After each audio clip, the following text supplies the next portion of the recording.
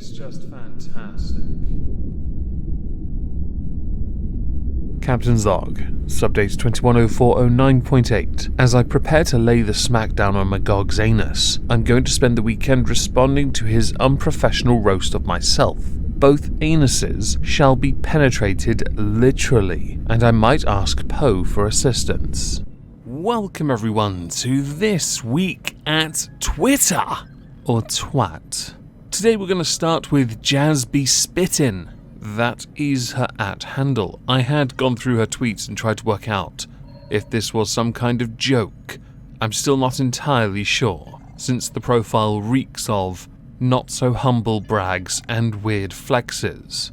If you are an adult whose rent is less than $4,000 a month, you are still a child. Even in the UK, unless you are renting a mansion, no one pays that much in rent.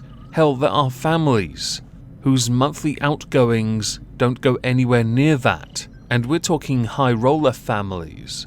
Because $4,000 a month, and let's put a pound sign on that instead for a moment, is a lot to go through. Hell, in the US, the average American household spends $5,000 a month. If $4,000 of that goes on your rent, you guys are not living easy. And in the UK, when we convert it to dollars, it's actually $4,000 a month for the average UK household. I can promise you this, in the pokey homes that we live in the United Kingdom, unless you're living in more than one flat in London, no one's spending $4,000 a month on sodding rent. You, Jazz, might well be a millionaire. You, Jazz, might well be Harvard educated, a widow with children. You might be doing really well. Bragging about the amount of money you spend on rent isn't a flex. It tells us you're either too cheap to buy your own home, or you're quite alright with somebody taking your money away from you because you're a mug. Congratulations? Next we're going to go to a subject tweeted out by Tariq Nasheed. Now this concerns an event at a Charlotte gas station. I am not going to talk about that. We're instead going to talk about this thread. Understandably, at the time that it was put out, many want answers. There is video, there are articles, there's a lot of coverage on the subject. Again, I'm not going to be drawn in on the discussion, but as you can see, people are arguing cause and semantics, not the part that intrigues me the most. What I find fascinating is, though, as you go further and further down, you notice that where there is an accusation of racism, some people have a solution to that racism. Their solution to it is to be racist to other people and then completely derail the discussion onto other subjects because kinda reasons-ish, maybe, I don't even know where this is going. Which all then just leads to racism being used as an excuse for racism, allegedly. Kinda. You don't solve racism by being racist. That's the point. It's the only reason I'm showing you this thread.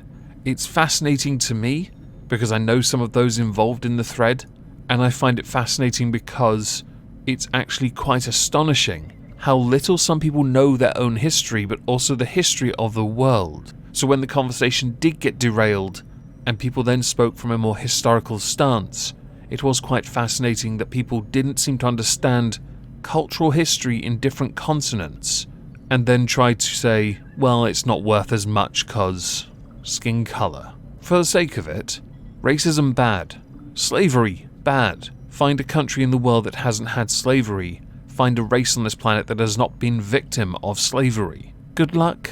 And as far as the discussion on the case goes with regards to what Tariq Nasheed tweeted out, I'm not going to comment on that.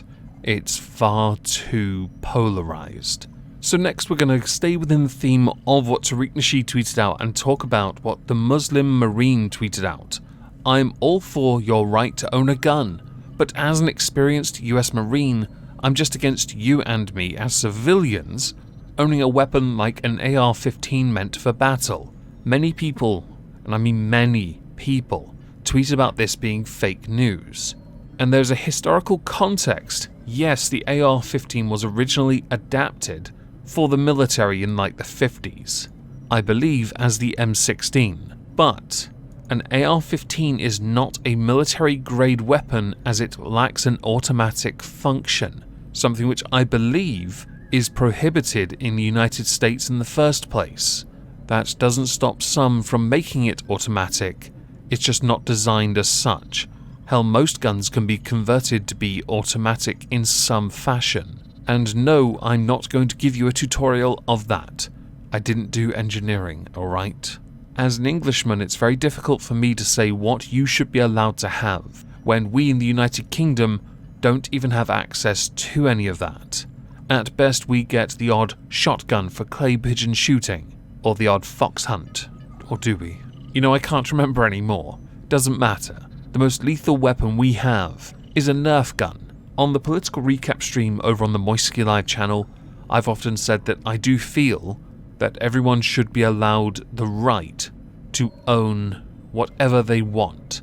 However, they should be subject to extensive background checks. But it's a very difficult area to truly traverse without it being considered controversial. So I'm also going to say, I do believe in the context of what the Muslim Marine is saying, he is wrong, because the AR-15 is not meant for battle, unless you intend to take away their gun rights, in which case expect a militia, because seriously, controlling the people or trying to use several executive orders to control the people's rights to own firearms is a bad idea. And I'm going to discuss that later with Trups LP on the Moistonian channel, so hopefully additional context will be provided there. So now we're going to take a big swerve. The big swerve is that Tipster, fellow commentary channel, recently hit 100,000 subscribers. Congratulations, Tipster. Because he hit 100,000, he is eligible for a silver play button, something which I myself am desperately trying to get. However, Tipster received an email indicated he is not going to receive his, because he does not meet any of the Creator Award eligibility criteria, and that's been confirmed after an appeal which he can't then resubmit for another 90 days.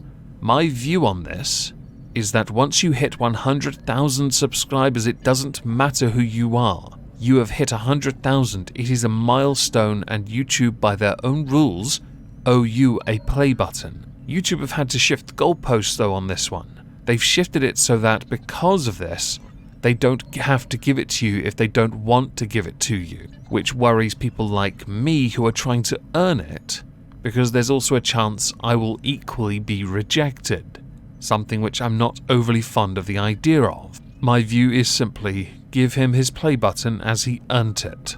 Please? Staying with Tipster, he had a conversation with John Swan, who has gone on to yet again deactivate his Twitter account, because he got called out by Tipster and Bowblacks, because John Swan's a bit of an idiot. A considerable idiot.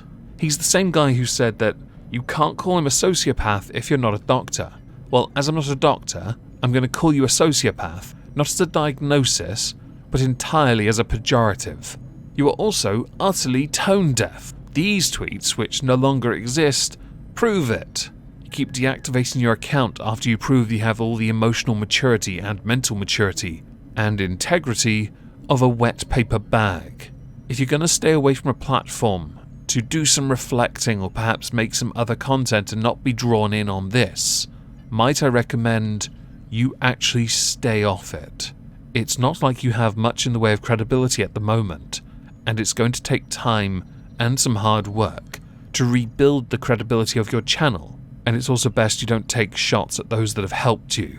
To stick with those who lack integrity, we are going to go to Tone Deaf, the fake news peddler Noodles, who couldn't help but screw up all over again. How did he screw up, you say? Well, thanks to Keemstar, we have an archive of it.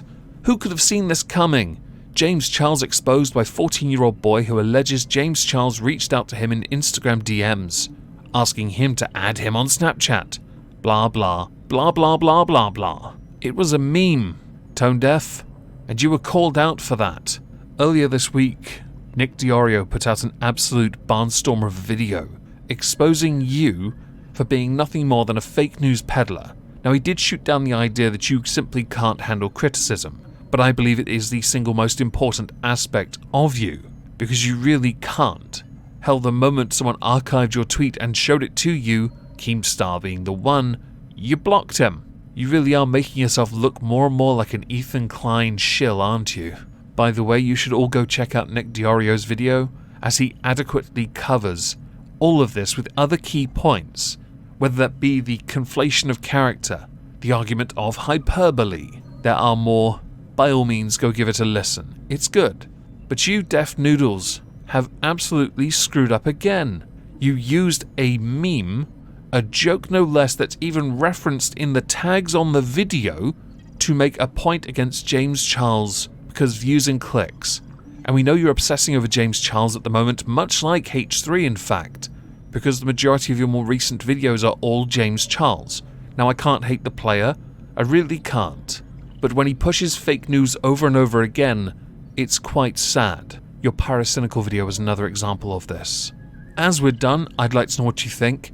Please do let me know in the comments down below. I hope you'll have a fantastic Friday and subsequent weekend, and thank you all for listening.